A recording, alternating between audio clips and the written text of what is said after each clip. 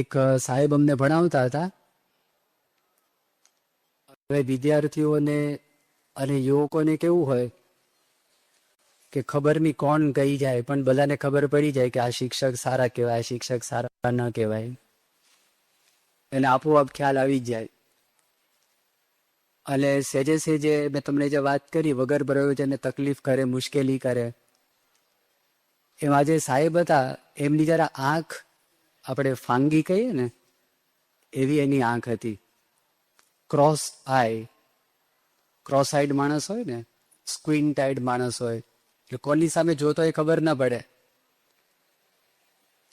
અને આપણે એમની સામે વાત કરવી હોય, એની સાથે વાત કરવી હોય, તો પછી આપણને તકલીફ પડે, કઈ આંખ સામું જોવું, થોડીક મુશ્કેલી પડતી હોય, તકલીફ પડતી હોય છે. હવે ભણાવતા હતા, સારું ભણાવતા હતા, પણ કંઈક એની જે રીતિ હતી બરાબર વ્યવસ્થિત હતી નહીં. એટલે પરંપરાથી છોકરાઓ એની મશ્કરી કરતા જ આવે. એ જયારે ભણાવે એટલે બોર્ડ ઉપર જેવું લખવાની શરૂઆત કરે એટલે પાછળથી ચોકના કટકા આવે, બોર્ડ ઉપર ગોટીઓ આવે, કાગળના રોકેટ છે, રોકેટ એના ઉપર જાય. પણ આ બહુ હોશિયાર માણસ હતો. એણે જોયું કે મારે છોકરાને પકડવા તો છે, પકડવા કેવી રીતે? એક વખત તો એને સહન કર્યું, 2 વખત સહન કર્યું, 3 વખત સહન કર્યું. ચોથી વખત બ્લેકબોર્ડ ઉપર એ માણસ લખવા માટે ગયા, પણ લખ્યું નહીં, ઓચિંતું તરત પાછળ જોયું. એટલે એક છોકરો ઊભો હતો હાથમાં લઈને નાખવા માટે, અને રંગે હાથ છે, છોકરો પકડાઈ ગયો.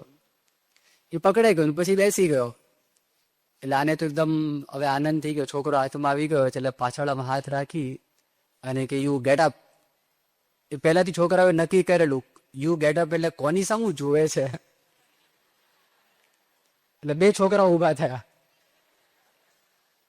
એટલે એક જણે વાત કરી કે you sit down, you get up. બીજા 2 છોકરા ઊભા થયા.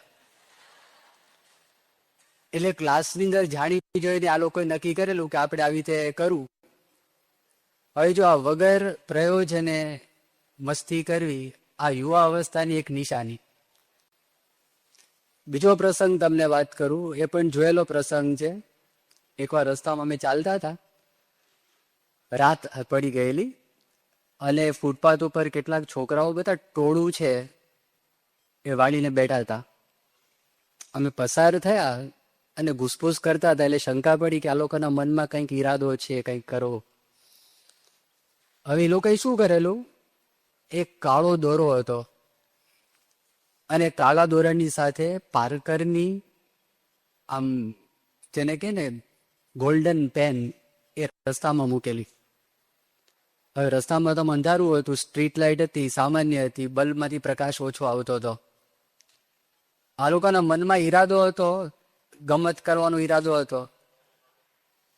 અને ત્યાં આગળ છે ને એક માણસ, વ્યવસ્થિતપણે એક્ઝિક્યુટિવ જેવો માણસ હતો, એના હાથમાં આ બધું નજરે જોયેલો પ્રસંગ. એના હાથમાં એક બ્રીફ કેસ હતી, અને બ્રીફ કેસ લઈ અને પછી એક વ્યક્તિ ત્યાં આગળ રસ્તામાં પેન પડી હતી. હવે પેન લેવી હતી, પેલા નજર કરી લીધી, કોઈ જોતું તો નથી ને, એટલે કોઈ જોતું નહોતું. તો છોકરાઓ જોતા હતા, આમ આમ જોતા હતા કે શું કરે છે આ માણસ. એટલે ખિસ્સામાં તેણે રૂમાલ કાઢ્યો, બેગ બાજુમાં મૂકી, બ્રીફ કેસ, અને રૂમાલ કાઢીને રૂમાલ જમીન ઉપર નાખ્યો. જુમાન તો લેવો પડે. બીજા કોઈ માણસ હોય, માણસને એવું લાગે કે આ પોતાનું રૂમાલ લેવા માટે બેઠા હશે. એ જેવા નીચે બેઠા, એના 2 પગ વચ્ચે પેન આવે ને એવી રીતે એને બેસવા માટે પ્રયત્ન કર્યો. અને જ્યાં આગળ પેન પકડવા માટેની તૈયારી કરીને તો છોકરાઓએ પેલો દોરો ખેંચ્યો, અને જેવો દોરો ખેંચાયો એ તો ચમક્યો કે આ થયું શું, એકદમ તો ગભરાઈ ગયો. પેલા એને એમ થયું કે આ પેનની અંદર વળી ચેતનત્વ ક્યાંથી આવ્યું, અને પેન ખસવા લાગે. પછી સાથે બધા છોકરાઓ, 10-15 છોકરાઓ હતા કે ચોર ચોર ચોર ચોર ચોર શરૂ કર્યું. એ માણસ એટલો બધો એમ્બેરેસ થઈ ગયો, એટલો બધો શર્મિંદો થઈ ગયો, એને થયું કે મારે કરવું શું. પણ ચોરી કરવા માટે પ્રયત્ન કરેલો, કોકની વસ્તુ હતી, પડી વસ્તુ, કોઈની હાથે ન ઝાલેરા. પ્રેમાનંદ સ્વામીનું ભજન આપણે રોજ ગાઈએ છીએ શ્રીજી મહારાજની આજ્ઞા છે, આજ્ઞાનો પોતે લોપ કરી રહ્યા હતા અને આ પ્રસંગ થયો. જો આ યુવા અવસ્થા. હવે આ યુવા અવસ્થાની મેં તમને વાત કરી કે વગર ચાળે, અરે વગર પ્રયોજને કોકને તકલીફ ઊભી કરવી, આ એક નિશાની, એક લક્ષણ. અને બીજું લક્ષણ શું કે જાત જાતની ફેશન. તમે કિશોરો જો, કોલેજની અંદર, સ્કૂલમાં જો, યુવકો જો, જાત જાતની ફેશન. એના કપડાની ફેશન જુદી, એના હેરસ્ટાઇલ છે એ અલગ અલગ હોય. ગળાની અંદર કંઈક પહેરવું હોય, હાથમાં કાળો દોરો હોય, કોઈક મોટો પટ્ટો બાંધેલો હોય, અને જાત જાતની બધી ફેશનને સ્ટાઇલ કરતા હોય છે. એક વખત બધા તમારા જેવા જ કિશોરોના મનમાં ઈચ્છા થઈ, યુવકોને ઈચ્છા થઈ મનમાં કે સ્કૂલમાં ને કોલેજમાં શું ચાલી રહ્યું છે આપણે બાપાને બતાવું. તો 1.5 મહિના પહેલા અટલાદરાની અંદર આવો પ્રસંગ થયો. પ્રમુખ સ્વામી મહારાજ છે, એમણે સવારે નાસ્તો કરી લીધો. નાસ્તો કર્યા પછી ત્યાં આગળ બાપા બધા હરિભક્તોને મળતા હતા, મુલાકાત આપતા હતા. એમાં 9 છોકરાઓ અલગ અલગ હેરસ્ટાઇલ કરી અને એકદમ દાખલ થયા. તો બાપા તો જોઈ જ રહ્યા, પોતાની રૂમની અંદર વર્ણાગ્યો વેશ અને જાત જાતના માથાના વાળ. તો સ્વામી તો પેલા જોઈ જ રહ્યા કે શું ચાલે છે. તો સ્વામીનું જે રોસ્ટ્રમ છે, અને રોસ્ટ્રમની પાસે તિલક દેસાઈ કરીને આપણા એક યુવક ઉભા હતા અને એક પછી એક છોકરાઓની પોતે ઓળખાણ કરાવતા હતા. એમાં પેલો છોકરો આવ્યો. સ્વામીએ વાત કરી કે સ્વામી અત્યારે આ બધા આપણા જ કિશોરો છે, પણ સ્કૂલમાં ને કોલેજમાં કેવી પરિસ્થિતિ છે આપને જણાવવા માટે આ હેરસ્ટાઇલ કરીને આવેલા છે. તો આપને ખ્યાલ આવે કે કયા પ્રકારના વાળ લોકો રાખે છે, કેવી ફેશન રાખે છે. બાકી આ બધા જ સાંજે મુંડન કરાવીને આવવાના છે. આ તમારી જે સ્ટાઇલ છે એ સ્ટાઇલ રાખીને આવવાના છે. આ છોકરાઓએ નક્કી કર્યું છે, પણ આપને મળવું છે ને આ દર્શન કરવા માટે આવેલા છે. પેલો છોકરો પસાર તો સ્વામીને કીધું કે આને સ્પિરલ કટ કહેવાય, ખિસકોલી કટ. એક કેવું હશે ભગવાન જાણે. 3 પટ્ટી હશે, પૂંછડી હશે, કંઈક હશે. આપણે તો કોઈ દિવસ જોઈ નથી સ્ક્વિરલ કટ. સ્વામીને વાત કરી આ સ્ટાઇલ છે સ્ક્વિરલ કટ છે. પછી બીજો આવ્યો. સ્વામીને વાત કરી કે સ્વામી આ સ્ટાઇલ છે સ્ટેપ કટ, કંઈક પગથિયા બનાવ્યા હશે માથા ઉપર. પછી ત્રીજો આવ્યો. ત્રીજાને વાત કરી કે આ સ્પાઇસ કટ છે. ચોથો આવ્યો અને કીધું આ અપ સ્પાઇસ કટ છે. પાંચમો આવ્યો બિલ્લા કટ, બિલ્લો કર્યો છે માથા ઉપર, બિલ્લા કટ. પછી આવ્યો છઠ્ઠો અને કીધું આ ડેઝર્ટ કટ. ડેઝર્ટ એટલે રણ. રણમાં તો શું હોય, અમારા જેવું મુંડન. ડેઝર્ટ કટ કયું કટ હશે ખબર નહીં, પણ એ ડેઝર્ટ કટ. સ્વામીને કે આ ડેઝર્ટ કટ છે. પછી સ્વામીને વાત કરી સ્વામી આ વાડીલાલ કટ. એક સાતમો આવ્યો આઈસ્ક્રીમ કે કોન જેવું કંઈક કર્યું હશે, વાડીલાલ કટ, માથા ઉપર વાળ, વાડીલાલ કટ. પછી 8મો છોકરો આવ્યો. સ્વામીને વાત કરી mid partition cut. Mid partition cut, વચ્ચેથી પાર્ટીશન કરીને શું કટ કર્યું હશે. અને પછી છેલ્લો આવ્યો. સ્વામીને વાત કરી કે જેનો કોઈ ભાવ ન પૂછે એ મદન કટ. આ બધું જોયું ને. નજીકમાં સત્યપ્રકાશ સ્વામી ઉભા હતા. સત્યપ્રકાશ સ્વામી આમ હાજર જવાબી છે. અને સત્યપ્રકાશ સ્વામી જોઈને વાત કરી બાપા બધી જ કટ જોઈને આપે, સ્પાઇસ કટ ને સ્પાઇસ કટ ને ડેઝર્ટ ને વાડીલાલ ને બિલ્લા કટ, પણ બધી કટ એક કટમાં આવી જાય. એટલે બાપાએ કહ્યું કઈ કટ? તો કે હલકટ. આ હલકટ છે, હલકટમાં બધી કટ આવી જાય. એ જેવું બોલ્યા ને તો સ્વામી તો બહુ ખુશ થઈ ગયા. બાબા કે આ બધું હલકટ જ કહેવાય. વળી આ જોઈને મા બાપ રાજી થાય, શિક્ષકો રાજી થાય, પણ સ્વામી કે આ લોકોને ખબર પડતી નથી. અને છોકરાઓને સંબોધન કરીને વાત કરી જો આપણે કોઈ ડેની ઉજવણી ના કરવી. આપણે તો ભગવાનના આદેશ જો, સ્વામીને એક એક શબ્દો જો, સૂત્રાર્થને થોડુંક સારું લાગે પણ ભવિષ્ય બગડી જશે. માટે બધા બહુ ધ્યાન રાખજો. આ અટલાદરાની અંદર વસંત પંચમીના બીજે દિવસે 14મી ફેબ્રુઆરીના દિવસે આ પ્રસંગ, નાસ્તા પછી આ પ્રસંગ બન્યો. અને નાસ્તા વખતે બીજો એક પ્રસંગ બનેલો. અને એ પ્રસંગમાં એવું થયેલું કે બધા 25 છોકરાઓ ધોતિયું પહેરી અને સફેદ જબો પહેરી અને બાપા પાસે આવ્યા. અને યુવક મંડળના આપણા સંત હરિવંદન સ્વામી છે, બાપા પાસે બધાને લઈ ગયા. અને વાત કરી કે સ્વામી આ લોકો આજથી નિયમ લે છે કે કોઈ કોલેજની ઉજવણીમાં ભાગ ન લેવો, કોઈ પણ ડેમાં ભાગ ન લેવો. વેલેન્ટાઇન ડે હોય, રોઝ ડે હોય કે બીજા ત્રીજા કોઈ પણ ડેમાં ભાગ ન લેવો. સ્વામી કે જો આ બધા નિયમ લીધા છે ને, પણ આજીવન પાલન કરે એવું પાકું કરાવજો. અહીં દેખાવ કરીને ત્યાં ફસકી જાય એવું ન કરું. ત્યાં આગળ પાછા કોઈ છોકરાઓ મળી જાય મિત્રો, પાછા ઢીલા થઈ જાય. સ્વામી કે માટે બરોબર પાકું રાખજો. પછી છોકરાઓને સંબોધીને સ્વામી વાત કરી. સ્વામી વાત કરી આપણે ભારતીય ઉત્સવો ઉજવો. આ ઉત્સવો સાથે આપણે કોઈ લેવા દેવા નથી. મધર ડે ને ફાધર ડે કરે, 365 દિવસમાં એક વખત બાપનો દિવસ ઉજવે, એક દિવસ માનો દિવસ ઉજવે. અને સ્વામી કે આપણે ત્યાં આવું નથી. 365 દિવસ આપણે મા બાપનું ધ્યાન રાખીએ છીએ. આ પરદેશની સંસ્કૃતિ આપણી સંસ્કૃતિ નથી. અને એમ કરીને સ્વામી બોલ્યા કે આપણી સંસ્કૃતિ મહાન સંસ્કૃતિ છે. કેટલી મહાન સંસ્કૃતિ છે. ભૂતકાળના 2 દ્રષ્ટાંત હું તમને આપું. એક એલેક્ઝાન્ડર ધ ગ્રેટ એટલે સિકંદરની વાત, અને બીજી વ્યક્તિ છે અપોલોનિયસ ઓફ ટાયના. એ પોતે ગ્રીસ દેશના વ્યક્તિ હતા. આ 2 હું તમને દ્રષ્ટાંત આપું કે આપણી સંસ્કૃતિ કેટલી મહાન હતી. આજે લોકો અમેરિકા અભ્યાસ કરવા માટે જાય છે. એ જમાનો એવો હતો કે લોકો ભારત દેશની અંદર આવતા. તક્ષશિલાની અંદર અપરાવિદ્યા છે એનું જ્ઞાન પ્રાપ્ત કરવા માટે આવતા. પણ ઋષિ મુનિઓ અને યોગીઓ પાસે પરાવિદ્યાનું જ્ઞાન કરવા માટે પણ લોકો આવતા. અને એની તાકાત કેટલી છે, એની તાકાત કેટલી છે એનું પહેલું દ્રષ્ટાંત છે સિકંદર, એલેક્ઝાન્ડર ધ ગ્રેટ. એ માણસ 20 વર્ષની ઉંમરે એ રાજા થયા. એના બાપુજીનું ખૂન થઈ ગયું ફિલિપનું, અને આ મેસેડોનનો વ્યક્તિ હતા સિકંદર. 20 વર્ષની ઉંમરે પોતે આવ્યા. એના ગુરુ એરિસ્ટોટલ હતા, જે ફાધર ઓફ વેસ્ટર્ન ફિલોસોફી કહેવાય છે, પશ્ચિમી તત્વજ્ઞાનના પિતા કહેવાય છે. એના ગુરુ હતા. એને બધામાં ટ્રેન કરેલા, ફિલોસોફીમાં ટ્રેન કરેલા, તત્વજ્ઞાનમાં, રેટોરિકમાં એટલે શાસ્ત્રાર્થમાં ટ્રેન કરેલા, લિટરેચર સાહિત્યમાં પણ એને ટ્રેનિંગ આપેલી વ્યવસ્થિતપણે. અને દરેક રીતે આ વ્યક્તિને ટ્રેન કરેલા. સાયન્સની અંદર, વિજ્ઞાનમાં પણ ટ્રેન કરેલા, એસ્ટ્રોનોમીમાં ટ્રેન કરેલા. અને 20 વર્ષની ઉંમરે સિકંદર છે એ ટ્રેન થઈને આવેલા. એના બાપુજી મરી ગયા. 2 વર્ષ માટે નજીકમાં પોતાના દેશમાં પોતે લડ્યો અને બધા જ રાજ્ય છે એને દબાવી દીધા. પછી એને નક્કી કર્યું કે રાજા છું તો નજીકના રજવાડાઓ છે મારે જીતવા જોઈએ, દેશો જીતવા જોઈએ, એમ કરીને પોતે બહાર નીકળ્યા. અને બહાર નીકળીને 13 વર્ષની અંદર એને સંપૂર્ણપણે એશિયાનો જે ભાગ, એને તે વખતે એટલી જ કલ્પના હતી, શહેનશાહ આલમની આપણે વાત કરીએ છીએ, હું પૃથ્વીપતિ થાવ. પણ એના મગજની અંદર એટલી જ વાત હતી કે પૃથ્વીપતિ એટલે આ જ પૃથ્વી છે, એના આગળ કશું છે નહીં.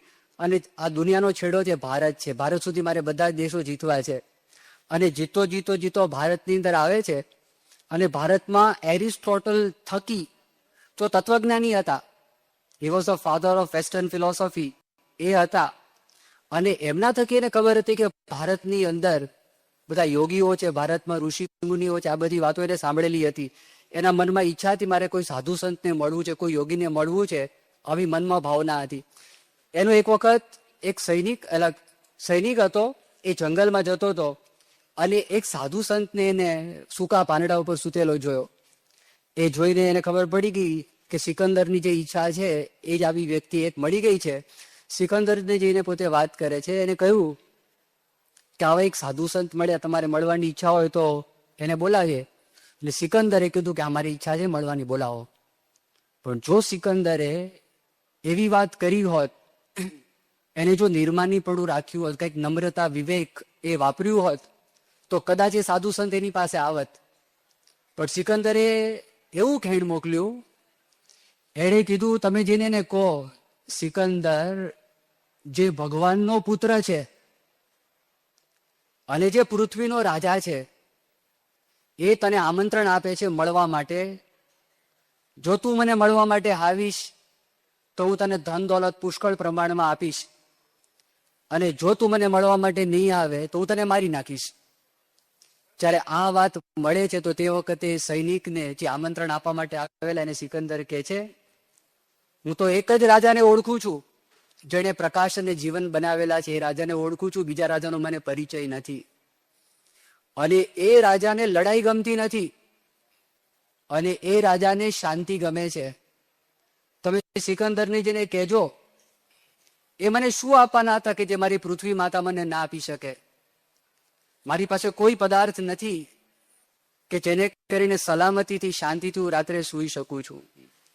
એણે વાત કરી, તમે તમારા રાજાને એ પણ વાત કરજો, મૃત્યુ વખતે એના પ્રત્યેક કર્મનો જવાબ આપવો પડશે. લાખો લોકોને મારી નાખેલા છે, એને સિતમ ગુજારેલો છે, એનો જવાબ સિકંદર નહીં આપી શકે.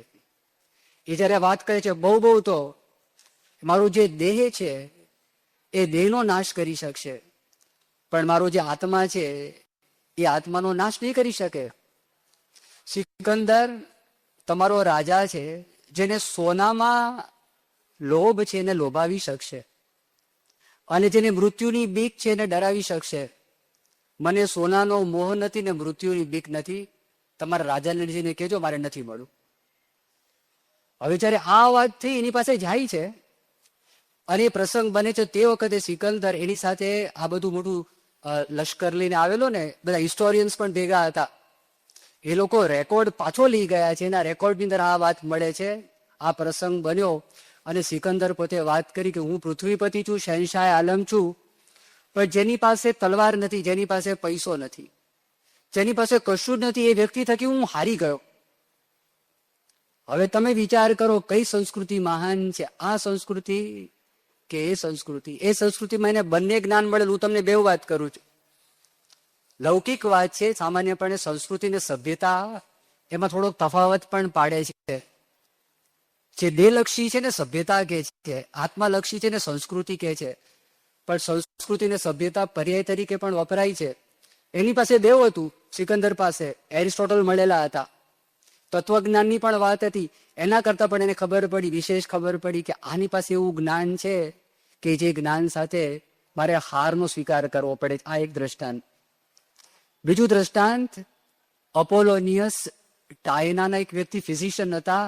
એ પોતે ડોક્ટર હતા અને પછી 1લી સદીની અંદર એ પોતે રહેવા માટે એ બહાર ગયેલા, ટર્કીની અંદર રહેતા હતા. ત્યાં એને સાંભળ્યું આ બધું કે ભારતમાં બધા યોગીઓ, બહુ મોટા યોગીઓ છે. એને મનમાં ચટપટી ઉત્પન્ન થઈ. એને મનમાં વિચાર થયો કે આપણે ત્યાં આગળ જવું. અને એ ભારતના યોગીઓને મળવા માટે એ ઠેઠ ત્યાંથી ફરતો ફરતો બેબીલોન થોડા દિવસ ત્યાં રોકાયો અને પારસી પૂજારીઓ, ત્યાં ઝોરસ્ટ્રિયન પ્રિસ્ટ હતા, એના થકી પણ થોડું જ્ઞાન પ્રાપ્ત કર્યું. કારણ કે વેદ અને અવસ્થા ગ્રંથની અંદર એ ઘણું બધું સામ્ય છે, મળતું આવે છે. એની પાસે પણ થોડુંક બેઠા સમજ્યા અને પછી અફઘાનિસ્તાન થઈ ખૈબર પાસ ક્રોસ કરીને પંજાબમાં દાખલ થયા. અને ત્યાં આગળ એક સ્થાનિક રાજા હતા અને એ રાજાને પોતે વાત કરી કે હું આના માટે આવેલું છું, કોઈ યોગીને મળવું છે. અહીંયા આગળ એક આશ્રમ છે અને આશ્રમની અંદર યોગીની મુલાકાત કરી. એનું નામ યારચસ. એ આશ્રમમાં જયારે મળવા માટે જાય છે અને એને મળે છે તો તે વખતે હજી કાંઈ પણ અપોલોનિયસ એને કે છે, પેલા વાત કરી કે તમારું નામ આ છે, તમારા માતા પિતાનું નામ આ છે, અને તમે આવ્યા છો એ જે રસ્તા ઉપરથી આવ્યા એ રસ્તાની અંદર જેટલા મુખ્ય પ્રસંગો થયેલા બધા કહી દીધા. રસ્તામાં જેટલા શહેર નગરો આવેલા બધાના નામ કહી દીધા. આને બહુ નવાઈ લાગી. એને કહ્યું કે તમને આ જ્ઞાન થયું કેવી રીતે? યારચસે વાત કરી કે જેને આત્મજ્ઞાન થાય છે એને બધું જ જ્ઞાન થાય છે. અમારા જ્ઞાનની શરૂઆત પોતાના સ્વરૂપને ઓળખવાથી છે. એને કીધું મને તમારું જ્ઞાન આપશો, શીખવાડશો? હા પાડી. મહિનાઓ સુધી ત્યાં આગળ અપોલોનિયસ રહ્યા અને રહીને યોગ છે એનું જે શિસ્ત છે એનો અભ્યાસ કર્યો, તંત્રનો અભ્યાસ કર્યો, મંત્રનો અભ્યાસ કર્યો, બધા યંત્રોની અંદર શક્તિપાત કેવી રીતે કર્યો એ પણ પોતે શીખ્યા. વેદની અંદર જે કર્મકાંડની વિધિઓ છે એ વિધિઓ પણ અપોલોને શીખ્યા. અને એ શીખ્યા પછી એ વ્યક્તિએ વિનંતી કરી કે તમારી પાસે હું આ જ્ઞાન શીખેલો છું, હું તો પગ રસ્તે ચાલીને આવ્યો છું, તમે મારા પર અભિષેક કર્યો જ્ઞાનના સમુદ્રનો, અને એવું મને તમે જ્ઞાન આપ્યું છે કે મરતે લોકો અમર થઈ શકે, અવિનાશી ભગવાનના ધામને પ્રાપ્ત કરી શકે.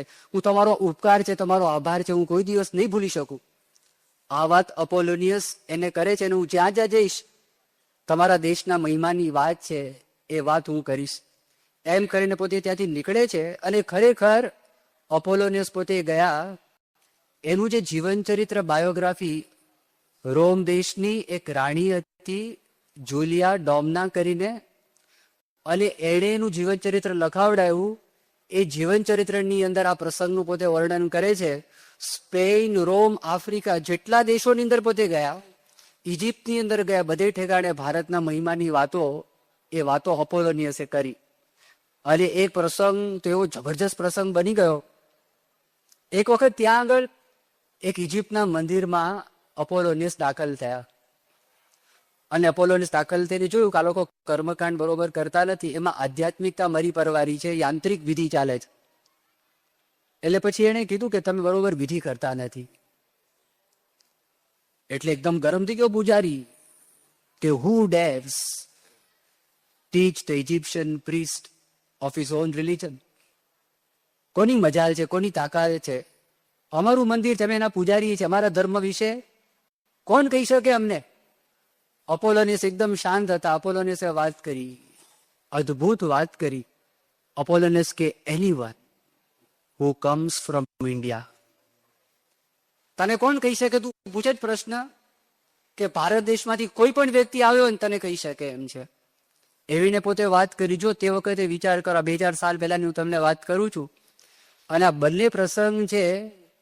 અમેરિકામાંથી એક પુસ્તક છપાયેલું છે, ઇડિયટ્સ ગાઈડ ટુ હિન્દુઇઝમ. એક નોર્વેના લેખિકા છે લિન્ડા જોન્સન કરીને, અત્યારે અમેરિકા રહે છે. અને આ હિન્દુ ધર્મના પુસ્તકની અંદર આ બંને પ્રસંગો છે, એ બંને પ્રસંગોનું એને પોતે વર્ણન કરેલું છે. તો જો એના પરથી આપણને ખબર પડે આપણી સંસ્કૃતિ બહુ મહાન સંસ્કૃતિ છે. આપણે સંસ્કૃતિનો ડ્રામા પણ પાછળથી જોવાના છીએ, પણ આપણને ખ્યાલ આવે કેટલી મહાન છે આ સંસ્કૃતિ. સામાન્ય સંસ્કૃતિ આ સંસ્કૃતિ નથી. બીજો એક વિચાર કરો કે દાખલા તરીકે કોઈ ઘર હોય અને એને પવન આવે ને પડી જાય. બીજું ઘર છે પાણીની રેલ આવે ને ધોવાઈ જાય. ત્રીજું ઘર છે ભૂકંપ થાય ને તૂટી જાય. અને ચોથું ઘર છે ભૂકંપ આવે ને તૂટે નહીં. તમને પૂછવામાં આવે કે આમાંથી સૌથી શક્તિમાન ને તાકાતવાન ઘર કયું? તમે કહેશો સ્વામી જેમાં ભૂકંપ આવે ને તૂટીને જાય. હવે આપણે વિશ્વનો વિચાર કરીએ, ભૂતકાળની બધી સંસ્કૃતિઓ એનો નાશ થઈ ગયો છે, અને ભારતીય સંસ્કૃતિ છે એનો નાશ થયો નથી. બધી સંસ્કૃતિ, ટાઈબર નદી ઉપર રોમન સંસ્કૃતિ થઈ, એનો નાશ થઈ ગયો. નાઇલ નદી ઉપર ઇજિપ્તની સંસ્કૃતિ થઈ, એનો પણ નાશ થઈ ગયો. ટાઇગ્રીસ ને યુફ્રેટિસ ઉપર મેસોપોટેમિયાની સંસ્કૃતિ થઈ, એને પછી સુમેરની સંસ્કૃતિ કહે છે, ત્યાં બેબિલોનિયન સંસ્કૃતિ પણ કહે છે, અસીરિયન સંસ્કૃતિ પણ કહે છે. પણ ગ્રીક શબ્દ છે મેસોપોટેમિયન સંસ્કૃતિ, એ સંસ્કૃતિનો પણ ત્યાં આગળ નાશ થઈ ગયો. તમને નવાઈ લાગે, ઈરાનની અંદર પણ સંસ્કૃતિ હતી, એનું નામ હતું દિલમન. અને અરબસ્તાનના દક્ષિણ ભાગમાં ક્વીન ઓફ શિબા, એક શિબા નામની મોટી રાણીનું રાજ્ય હતું, એનો પણ નાશ થઈ ગયો. બહારીનની અંદર પણ હતી એ ઈરાનની સંસ્કૃતિ ઇલમ, અને બહારીની સંસ્કૃતિ દિલમન, સંસ્કૃતિનું નામ, એનો પણ નાશ થઈ ગયો. પણ જે ભારતીય સંસ્કૃતિનો નાશ થયો નહીં. પ્રશ્ન એમ થાય ને, સ્વામી હરપ્પાનો નાશ થઈ ગયો, મોહેંજો-દરોનો પણ નાશ થઈ ગયો, તમે શું નાશ કહો છો? એના પણ અવશેષો, જ્યારે અહીંયા આગળ મેરગઢ છે એમાંથી અવશેષો નીકળ્યા, લોથલ છે 3500 વર્ષ પહેલા એમાંથી બહાર નીકળ્યું, એ પણ નાશ તો થઈ ગયેલો જ છે. તો કઈ રીતે તમે કહો છો આ સંસ્કૃતિનો નાશ નથી? એ નાશ એટલા માટે છે કે સંસ્કૃતિ સાથે જે લોકજીવન વણાયેલું હતું, એ લોકજીવનની અંદર વિદેશની સંસ્કૃતિમાં આજે કશું બાકી રહ્યું નથી. એના જે મહાકાવ્ય હતા, આપણા બે મહાકાવ્યો છે, મહાભારત ને રામાયણ. આજે લાખો લોકો સવારે ગીતાનો પાઠ કરે છે, ગીતાની પારાયણો ચાલે છે. આજે લાખો લોકો રામાયણ છે, રામાયણનો પાઠ કરે, રામાયણની પારાયણ ચાલે છે. કોઈ ઇલિયડની પારાયણ કરતું નથી, કોઈ ઓડિસીની પારાયણ કરતું નથી. એ બે મહાકાવ્ય હોમરે બનાવેલા છે. એનો અર્થ એવો થયો કે આપણી સંસ્કૃતિનો 5000 કે 8000 કે 10,000 વર્ષથી આપણી સંસ્કૃતિનો નાશ થયો નથી, હજી ચાલુ છે. વેદના મંત્રો જે વખતે ગવાતા એવા ને એવા વેદના મંત્રો આજે માણસ ગાય છે. તે વખતે ઝાડની પૂજા થતી, સમુદ્રની પૂજા થતી, સૂર્યની પૂજા થતી, મૂર્તિની પૂજા થતી. આજે પણ એવી પૂજા થાય છે, તે વખતે ગાયની પૂજા થતી, આજે પણ થાય છે. યજ્ઞો તે વખતે જેવી રીતે થતા આજે પણ થાય છે.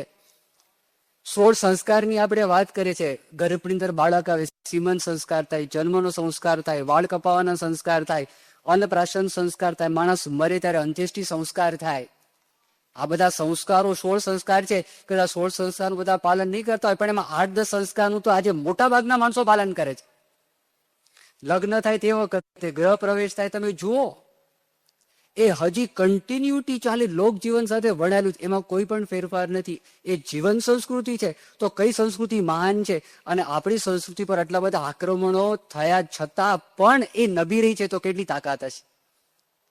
માણસનો સ્વભાવ કેવો છે? હવે ઇલેક્ટ્રિક શોક લાગે તો ફરી વખત ત્યાં હાથ ના નાખે. તો જે માણસને ખપતું નથી નીકળી જાય, જેમાંથી લાભ થતો નથી નીકળી જાય.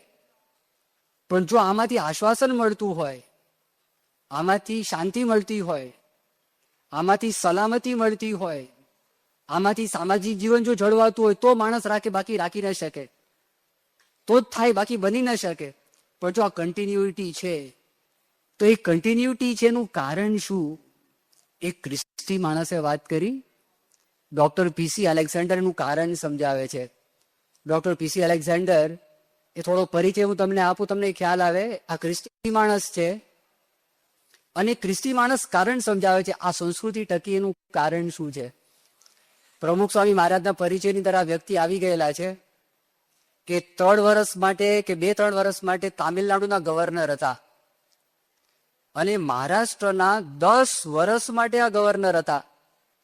આખા હિન્દુસ્તાનની અંદર કોઈ પણ વ્યક્તિ એવી નથી કે એ 12 વર્ષ સુધી ગવર્નર રહી હોય, પણ પીસી અલેક્ઝાન્ડર પોતે રહ્યા છે.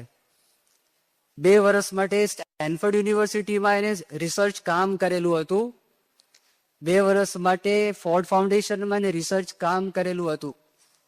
ઇન્દિરા ગાંધીના રાજ્ય વખતે 4-5 વર્ષ માટેના પ્રિન્સિપલ સેક્રેટરી હતા. 1948ની સાલમાં વ્યક્તિ પોતે IAS ઓફિસર થયેલા, અને એ વ્યક્તિ 1985માં, હમણાંથી આપણને શાંતિનો પ્રસંગ ઓલો યુવક વર્ણન કરતો હતો, અને એને પોતે વાત કરી કે ભગવાનમાં હું માનતો નથી, પણ કદાચ ભગવાન હોય તો પ્રમુખ સ્વામી જેવું પાત્ર એને બીજો કોઈ મળશે નહીં. સારામાં સારું પાત્ર જે 85 સાલનો આ પ્રસંગ છે, એ પ્રસંગની પોતે છોકરો વાત કરતો હતો. તે જ વખતનો આ પ્રસંગ છે. પીસી અલેક્ઝાન્ડર એ પોતે હાઈ કમિશનર હતા, એના ફ્રાન્સ હતા, અને હાઈ કમિશનર પછી થયેલા હતા. એ જયારે આપણા ઉત્સવમાં આવ્યા, અને ઉત્સવમાં આવીને વાત કરી કે ઇન્ડિયન ગવર્મેન્ટે પેરિસની અંદર જે ઉત્સવ ઉજવ્યો, એના કરતા આ પ્રમુખ સ્વામી ભારતીય સાંસ્કૃતિક ઉત્સવ ઉજવ્યો છે, એ વધારે સારો ઉત્સવ છે. આ માણસે પોતે વાત કરી. હવે હું તમને જે વાત કરતો હતો કે આપણે ભારતીય સંસ્કૃતિ ટકી છે, એને એ શા માટે ટકી છે એનું વર્ણન પોતે ક્યાં કર્યું? એક પ્રવચન કર્યું પુનાની અંદર. MIT છે, મહારાષ્ટ્ર ઇન્સ્ટિટ્યૂટ ઓફ ટેકનોલોજી, બહુ મોટી ઇન્સ્ટિટ્યૂટ છે.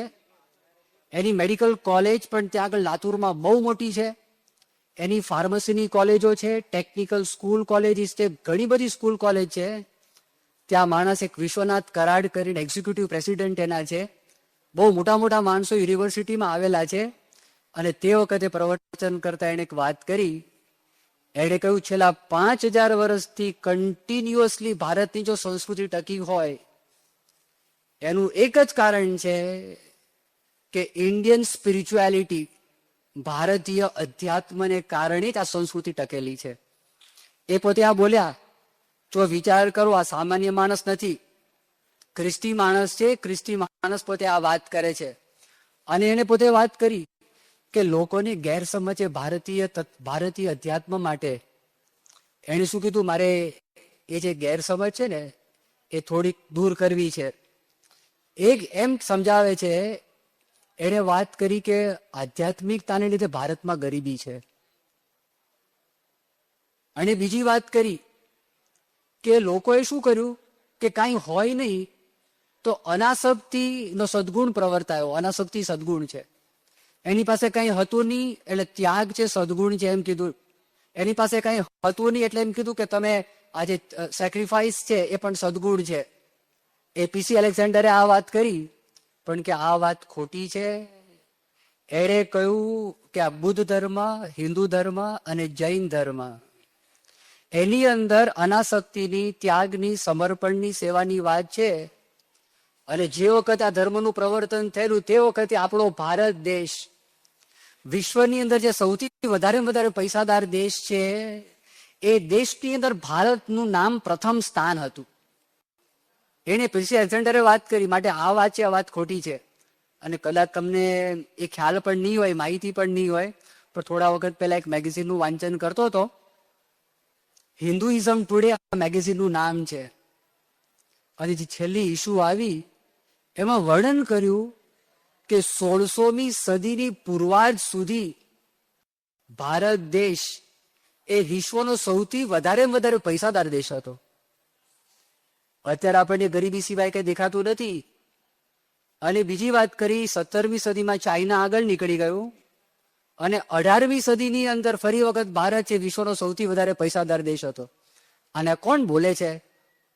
એક એંગસ મેડિસન નામનો માણસ છે. એને એક ચોપડી લખી, કાં તો એક આર્ટિકલ લખ્યો છે, અને એનું નામ છે the world economy, a millennial perspective. World economy, a millennial perspective, વિશ્વનું અર્થતંત્ર. પણ કોના પરિપ્રેક્ષ્યની અંદર? 1000 વર્ષના પરિપ્રેક્ષ્યનું વર્ણન કર્યું. આપણે હમણાં અમેરિકા પૈસાદાર કેટલા વખતથી છે? તમે એનકાર્ટા જુઓ, એન્સાઇક્લોપીડિયા ડિક્શનરી જુઓ કે દુનિયામાં સૌથી વધારે રીચ દેશ કયો? તો એનકાર્ટા એવું કહે છે, એ એવું સમજાવે છે કે પર કેપિટા ઇન્કમ જોવું તો કુવૈત, અને પોટેન્શિયલ જોવું હોય તો ઈરાક, અને એગ્રીકલ્ચરલ તાકાત જોઈએ તો અમેરિકા. તો અલગ અલગ આપ્યું છે, આપણને આ ખ્યાલ નથી, પણ એમાં વર્ણન કર્યું છે. પણ સતત જીડીપી એટલે ગ્રોસ ડોમેસ્ટિક પ્રોડક્ટ, ભારતમાં જેટલું ઉત્પાદન થતું હતું એ જો ભેગું કરવામાં આવે તો આ વાત કરી કે 16મી સદી સુધી ભારત હતું. તો અધ્યાત્મ ક્યાં આવ્યું? અધ્યાત્મ સાથે લેવા દેવા જ ક્યાં છે? એની સાથે કોઈ લેવા દેવા જ નથી. અને આ ભારતીય સંસ્કૃતિનો નાશ કરવા માટે મેકોલેના મનમાં એક વિચાર આવ્યો કે અંગ્રેજી શિક્ષણ આપવું. અને જ્યારે ગયા વર્ષે અમે અબ્દુલ કલામને મળવા માટે દિલ્હીમાં ગયા હતા, બ્રહ્મવિહારી સ્વામી, ધર્મવત્સલ સ્વામી, વિશ્વવિહારી સ્વામી, હું 4 જણા હતા. અને એમની પાસે ગયા ને અક્ષરધામમાં શું થવાનું છે, અને પ્રમુખ સ્વામી કલ્ચર રિવાઈવ કરવા માટે, સંસ્કૃતિ રિવાઈવ કરવા માટે કેટલું ભગીરથ કામ પોતે કરી રહ્યા છે, એ જયારે એમને બધું બતાવતા હતા, તો તે વખતે એમણે ખાલી એક પ્રશ્ન પૂછ્યો અબ્દુલ કલામે કે what does Akshardham stand for? અક્ષરધામનો સંદેશ શું છે? એટલે સંતો તો શાંત રહ્યા. અબ્દુલ કલામે તરત ફોન કર્યો, ઇન્ટરકોમમાં એના સેક્રેટરીને વાત કરી કે આ પાનું મારી પાસે તમે લઈ આવો. એક ઝેરોક્સ કોપી છે, મેકોલે જે ભારતમાં આવેલો શિક્ષણ નીતિ એમણે આપેલી, એનું એક પાનું છે. પાનું બતાવીને વાત કરી. મેકોલે એમાં એવું લખેલું કે જો ભારતની સંસ્કૃતિનો આપણે જો નાશ કરીશું, એ કેવી રીતે નાશ થઈ શકશે? તો અંગ્રેજી શિક્ષણ દ્વારા. એ જો આપીશું, જો ભારતીય કલ્ચર માટે છોકરાઓને અસ્મિતા નહીં રહે, તો આપોઆપ આ ભારત દેશ છે એના પર આપણું રાજ્ય છે સ્થપાઈ જશે. અને આપણે જે મૂલ્યો આપવા માંગીએ છીએ, બધા મૂલ્યો આપણે આપી શકીશું જો આટલું કામ આપણે કરીએ તો. એ અમને વંચાયું. પણ વળી થોડા દિવસ પહેલા એક બીજો લેખ વાંચવામાં આવ્યો, કોનરાડ એલ્સ નો લેખ. એમાં લખે છે કે આ વાક્ય ખોટું છે, મેકોલે આવું બોલ્યો જ નથી. અને મેકોલે સારો માણસ હતો, એને વાત નથી કરી. તો કદાચ આપણે આ સ્વીકાર કરીએ, પણ એ પહેલા અબ્દુલ કલામે શું કીધું આ કર્યા પછી? કે Pramukh Swami is doing a great service to our nation. આપણા દેશની મહાન સેવા કરી રહ્યા છે. He is reviving the Indian culture. આખા ભારતનું જે કલ્ચર છે એને ફરી વખત જાગૃત કરવા માટે એ પ્રમુખ સ્વામી કરી રહ્યા છે.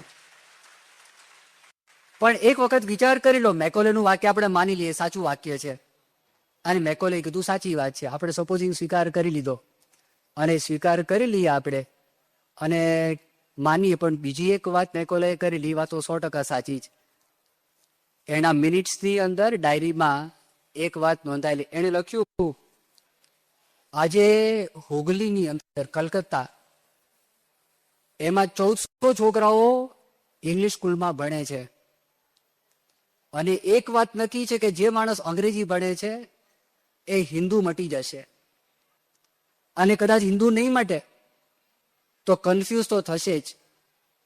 અને કેટલાક લોકો ખ્રિસ્તી પણ થઈ જાય છે. તો આપણે ધર્મ પરિવર્તનની જરૂર નહીં પડે, ફક્ત તમે અંગ્રેજી માધ્યમ દ્વારા ભણાવો. આ વાત મિશનરીઝ ઓફ ઇન્ડિયામાં લખેલું, આ વાત તો છે જ. હવે જો પીસી એલેક્ઝાન્ડરની મેં તમને પ્રવચનની વાત કરી ને, થોડીક વાત કરી આગલી વાત. હવે હિન્દુ ધર્મની મહત્તા ભારતીય અધ્યાત્મમાં કેટલી છે આ ખ્રિસ્તી માણસ બોલે છે એ જ પ્રવચનમાં. એને પોતે વાત કરી, નો વન કેન અન્ડરસ્ટેન્ડ, યાદ આ ધ્યાનથી સાંભળજો, no one can understand Indian spirituality without the context of the Hindu dharma. Hindu ધર્મને જાણ્યા સિવાય કોઈ ભારતીય અધ્યાત્મની વાત નહીં સમજી શકે. અને પછી વર્ણન કરે છે કે ભારતીય અધ્યાત્મ શું. એક શબ્દમાં તમને કહું, આ ખ્રિસ્તી માણસ કે અનુભવ. કોનો અનુભવ? ભગવાનનો અનુભવ. એને રિયલાઇઝ સોલ્સ કહેવાય છે, અનુભવી આત્મા કહેવાય, જેને ભગવાનનો સાક્ષાત્કાર થયો. અને હિન્દુ ધર્મ એવો છે, ખાલી વાંચનની વાત નથી, પ્રવચનની વાત નથી, અનુભવની વાત હિન્દુ ધર્મ કરે છે. ભગવાનના અનુભવની પોતે વાત કરે છે. હવે અનુભવની વાત કરી તો એ અનુભવી આત્મા છે, એનું લક્ષણ શું?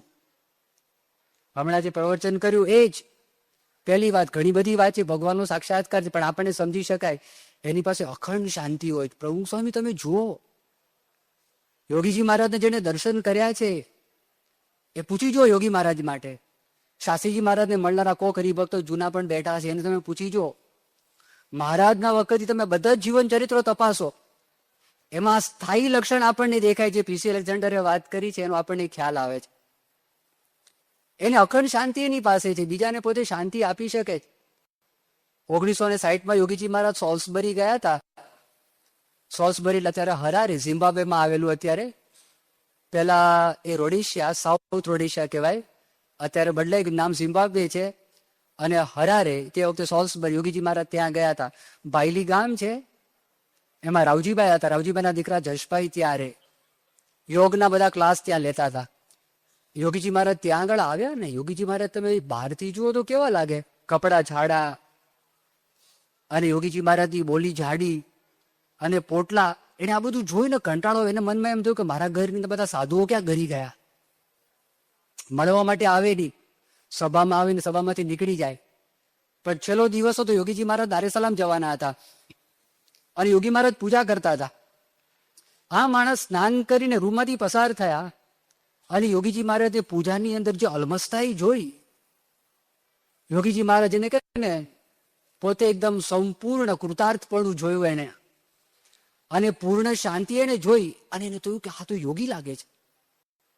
હું યોગની બધી પ્રક્રિયા, રાત દિવસ માટે પ્રક્રિયા કરું છું, પણ આ યોગીજી મહારાજનું હું જયારે દર્શન કરું ત્યારે એમ થાય છે કે પૂર્ણ યોગ સિદ્ધ કરે એવું લાગે છે. અને બે બહુ મોટી ભૂલ કરી કે આમનો સંગ કર્યો નહીં. એરપોર્ટ ઉપર મૂકવા માટે કે યોગીજી મહારાજના પગમાં માથું મૂકીને રડવા લાગ્યા. અને કીધું સ્વામી મને માફ કરજો, મને ખ્યાલ ન રહ્યો. તો જો એમને અસરથી એને પોતાને પણ અનુભવ થયો કે યોગીજી મહારાજ પાસે એ જબરજસ્ત મોટી શાંતિ છે. એ યોગીજી મહારાજ સામાન્ય પુરુષ નહોતા. કેશવલાલ પ્રાગજી કરીને શાસ્ત્રીજી મહારાજના વખતના હરિભક્ત હતા.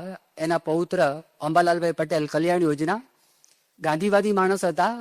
પણ એને બહુ નુકસાન થયું. સગાવાલાએ દગો દીધો. કંઈક 5 લાખ રૂપિયાની બધી જમીન હતી એ 50,000માં પડાવી લીધી. એ પણ ધક્કો એમને લાગેલો હતો. સમાજ સેવાની અંદર પણ ધક્કો લાગેલો હતો. એને યોગીજી મહારાજ પાસે કાગળ લઈને આવ્યો કે સ્વામી હું તમારી પાસે મૃત્યુ માગવા માટે આવેલો છું. આત્મહત્યાના વિચાર કરતા હતા. યોગીજી મહારાજે કાગળ વાંચ્યો. યોગીજી મહારાજે એમની સામું જોયું અને યોગીજી મહારાજ ભેટી પડ્યા. અને ભેટ્યા ને એટલી બધી શાંતિ શાંતિ શાંતિ અંતરની અંદર થઈ ગઈ. તો એ માણસની અંદર એના મનમાં થયું કે ઓહો આ શાંતિ, આની હું ઝંખના કરતો હતો. હવે આજનું એનું મૂળ છે, અધ્યાત્મનું મૂળ છે. ભગવાનનો સાક્ષાત્કાર વગર એની પાસે 24 કલાક શાંતિ ના હોય અને બીજાને ના આપી શકે. શાંતિ હોય એટલે કોઈ દોષ નથી, તો શાંતિ હોય, બાકી શાંતિ ના હોય.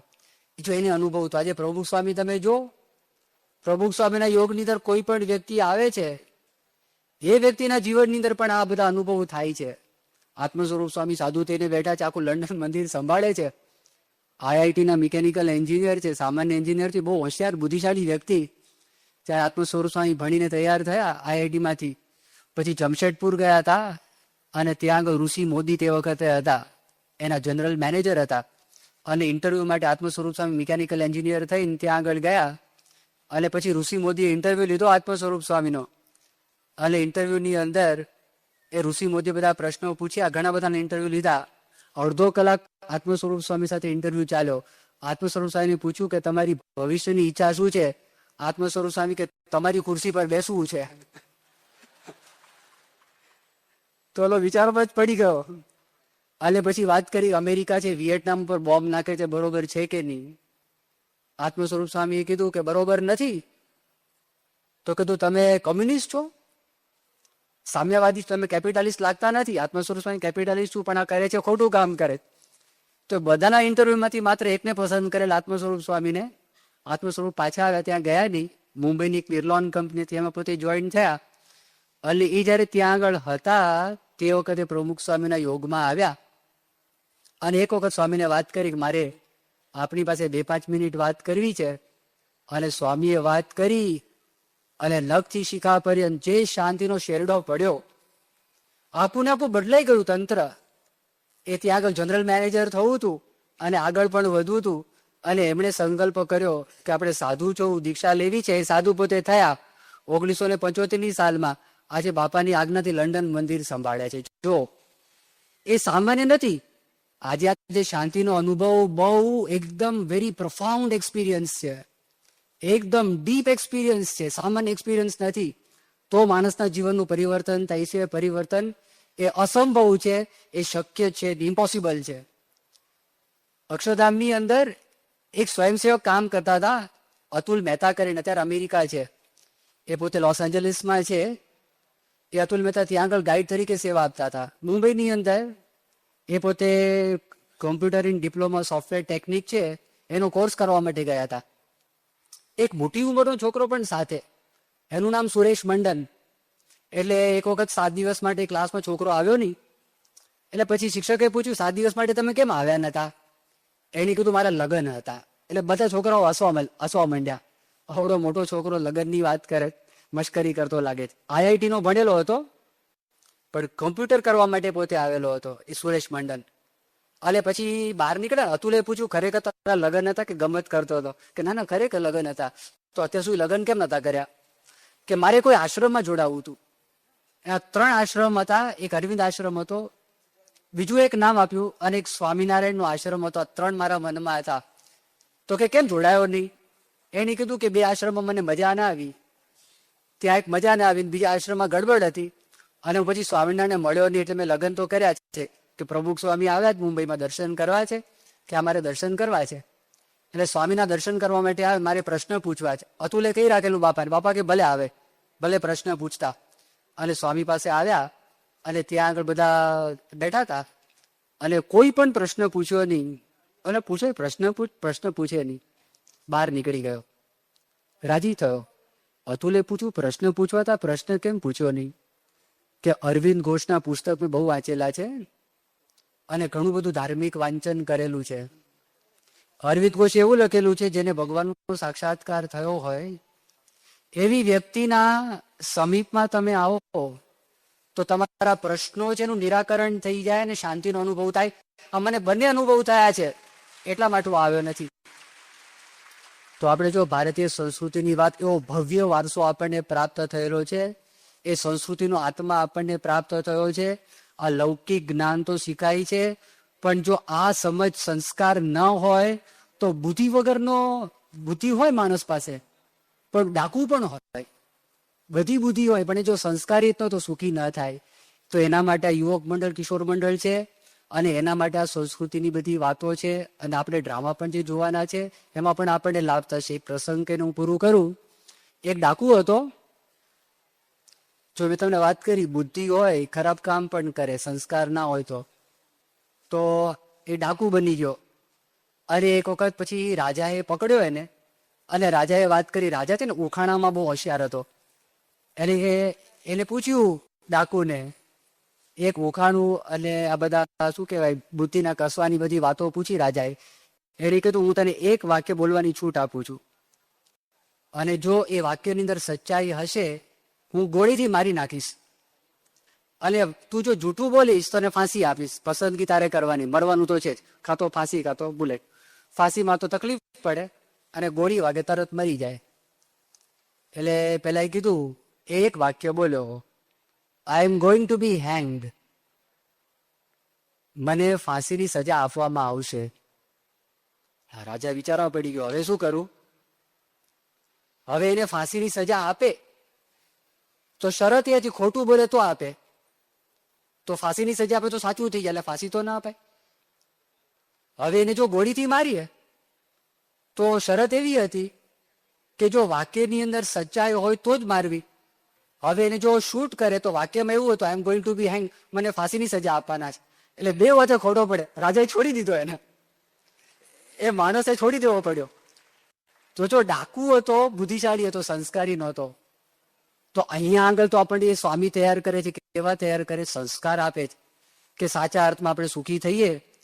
તો આપણે મહારાજ સ્વામીને એવી પ્રાર્થના કરીએ કે આપણને એવી અદ્ભુત પુરુષ મળ્યા છે, આપણને એવું અદ્ભુત સ્થાન મળ્યું છે, આપણને એવી અદ્ભુત સંસ્કૃતિ મળી છે, એનો આપણે લાભ લઈ શકીએ. પ્રાર્થના.